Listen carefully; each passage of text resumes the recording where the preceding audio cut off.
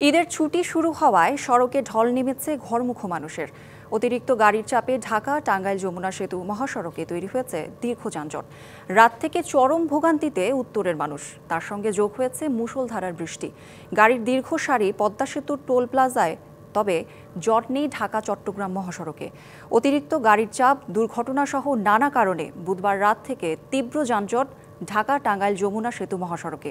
সকালে গাড়ির সারি ছড়িয়ে পড়ে রাবনা পর্যন্ত। যানজটের মধ্যে দুপুরে বাড়তি ভোগান্তি হিসেবে যোগ হয় বৃষ্টি।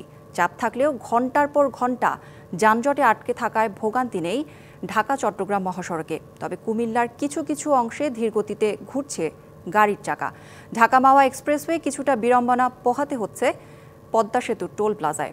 8টি বুথে নিরবচ্ছিন্ন টোল নেওয়া হলেও অপেক্ষায় অসংখ্য গাড়ি।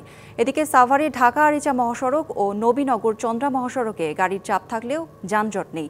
গাজীপুরে কিছুটা ধীরগতিতে চলছে যানবাহন।